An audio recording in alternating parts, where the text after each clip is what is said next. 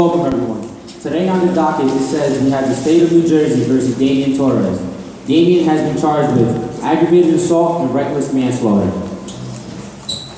In order to be convicted of aggravated assault, you must find one of these two things. One, that the defendant caused serious bodily injury to another, and that the defendant acted purposely or knowingly or acted recklessly under circumstances manifesting extreme indifference to the value of human life. In order to be convicted of reckless manslaughter, you must have one of these two things. One, that the defendant caused B.A. Griffin's death, and that the defendant did so recklessly. One element that the state must prove beyond reasonable doubt is that the defendant acted recklessly. Are both lawyers ready? Prosecution, you may go first.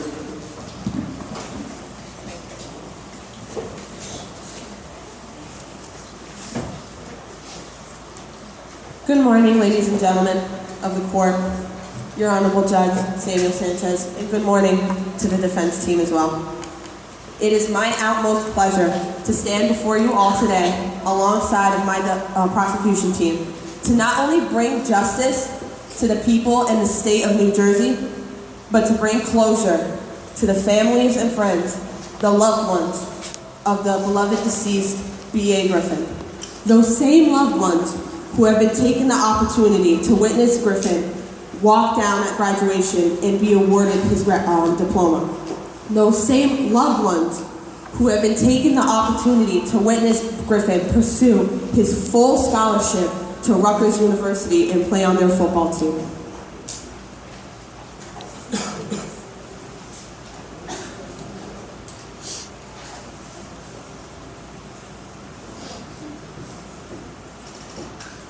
Who do we have to blame for taking the life of such a devoted, brilliant individual? Do we blame the coach? B.A.'s mentor? The one who pushed B.A., the one who was supportive of him, made him the successful running back that he was. The coach that supported his team and made them all believe in themselves every time they stepped on and off that field, in and out that locker room. Or do we blame B.A. Griffin's high school sweetheart, the one sitting across from me? Do we blame her? Do we blame her for... Is it her that we blame? I'm shaking, sorry.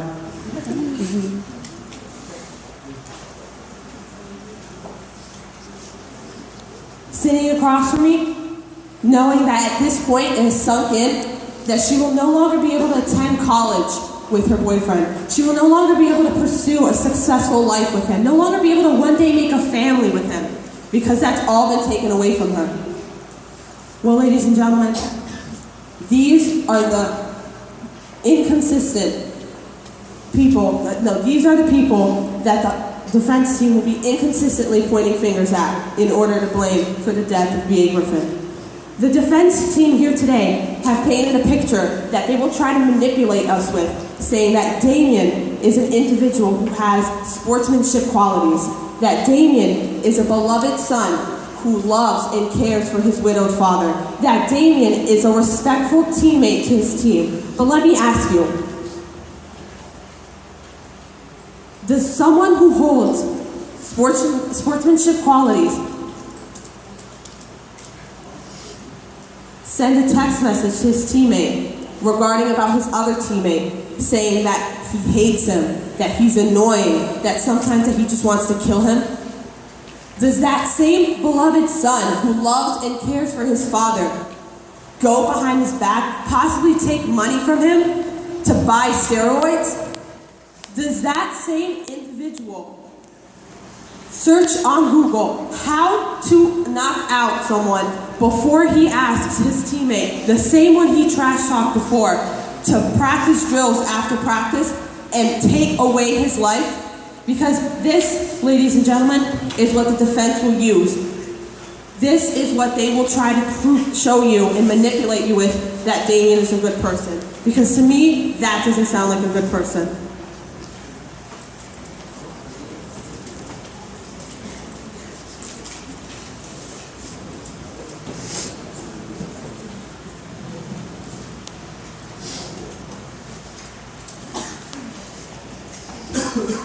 My prosecution team today has factual evidence, honest and sincere testimonies.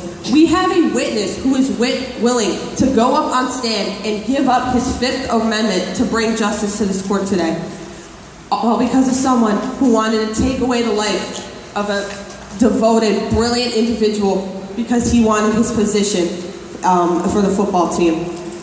Ladies and gentlemen, I ask you for your help today to prove that the only position that Damian Torres has earned himself is a position behind bars in jail. Thank you.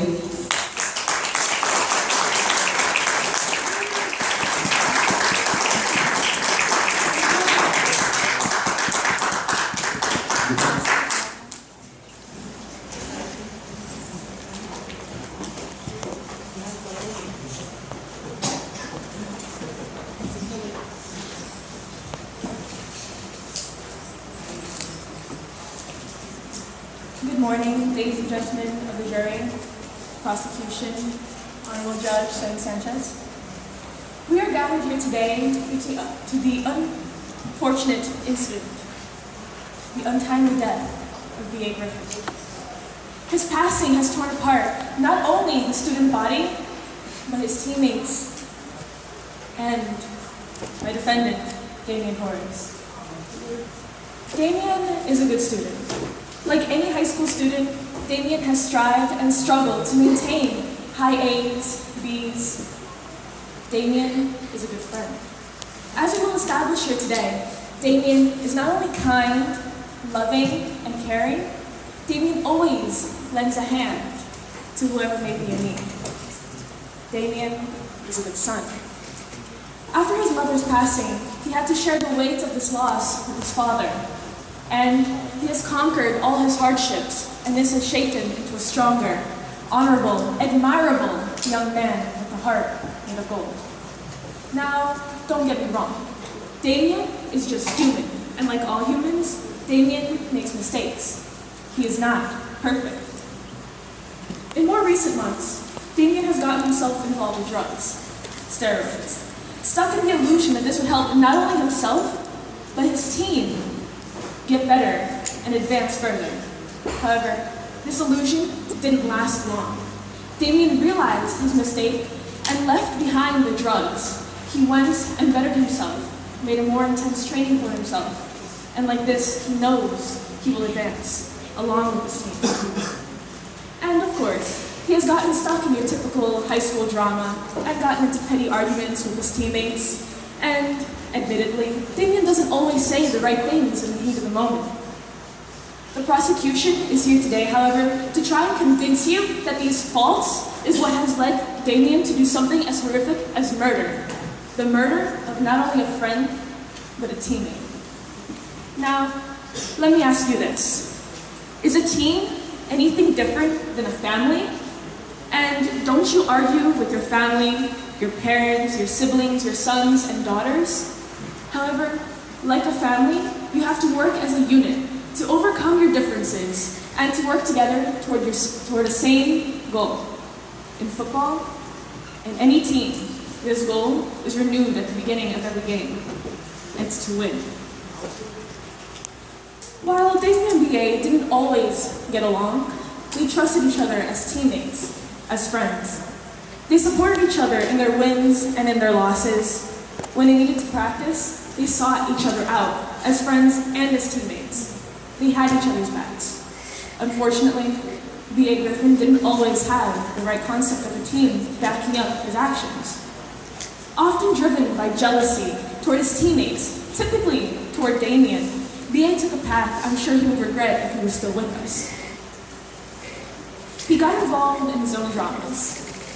He took a path Damian chose to leave behind. Getting stuck in his own dramas, B.A. Griffin went down a path of drugs. This not only deteriorated his mind, but his physical resilience.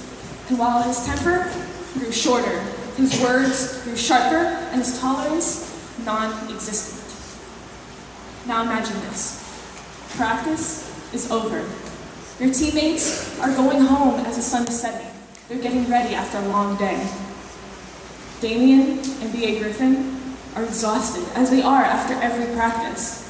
But B.A. wants to perfect his tackle, perfect his resistance. So he reaches out to Damien, who, of course, is going to accept this request and is going to help. It was an innocent request, and an innocent action followed up. Nobody could have expected what was to come only a few tackles in. When B.A. fell, his chest to the sky, his head to the ground, what more could Damien do but stare in shock, fear, and confusion? I'm sure any of you who have lost a loved one knows how hard it is to accept losing somebody, to accept just seeing somebody just lying there. Damien didn't know what to do. So I ask of you today to realize how Damien could not expect B.A. Griffin's death, and much less could have planned it. Please, I ask of you to not only use your common sense, but to open up your hearts a little bit and understand how this is just not possible.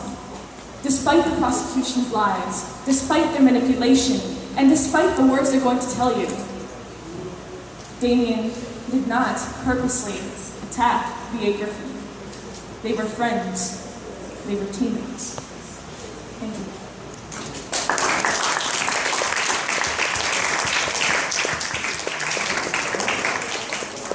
Thank you both, prosecution and defense. We're going to begin the testimony part of the trial. Prosecution, you may call up your first witness.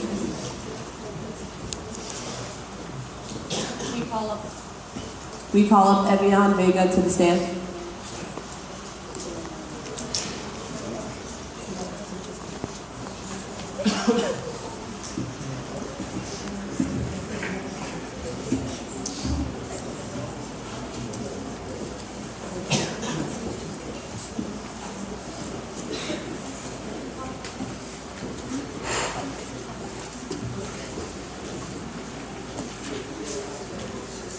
Can you state your name to the court, please? Evian Vega. And what is your profession, Evian? I'm a police officer for Kearney. How long have you been a police officer? 6 years. Hold on. Evian, can you speak up, please? 6 years. Okay. The prosecution would like to introduce the police report, Exhibit A, Evidence Exhibit A.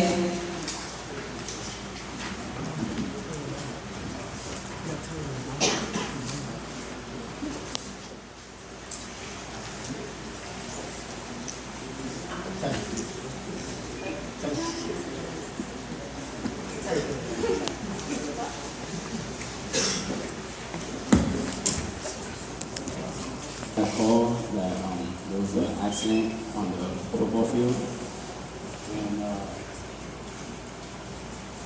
paramedics rushed over. I first responded, and what we saw at the scene was B.A. Griffin on the floor, paramedics working on him. And I questioned some witnesses, Damien, the coaches, the cheerleaders, anybody that was on the field. And what exactly happened to B.A. to put him in the position that he was in? They were practicing tackling drills and running the ball. And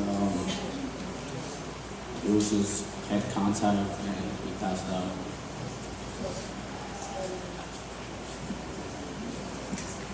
Who did you first question when you got to the scene?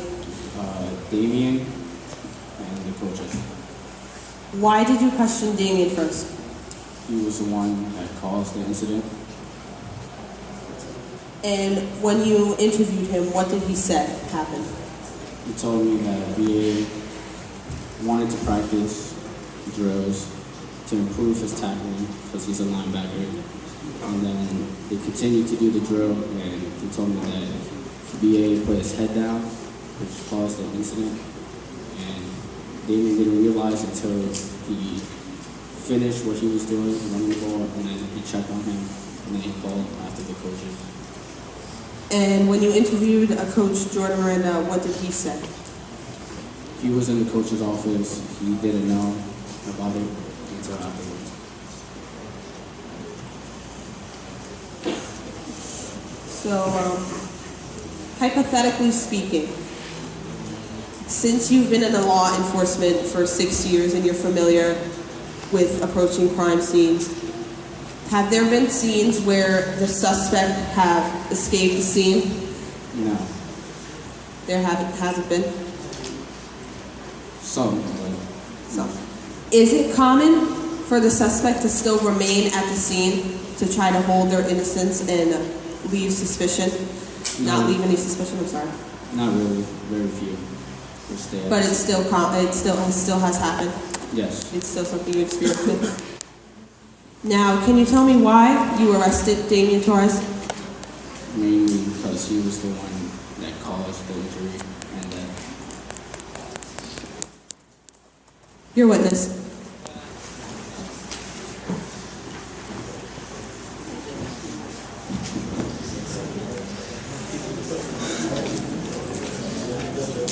You said you've been a police officer for 6 years, right? yes. In those 6 years, how many criminals have you arrested? Too many to count.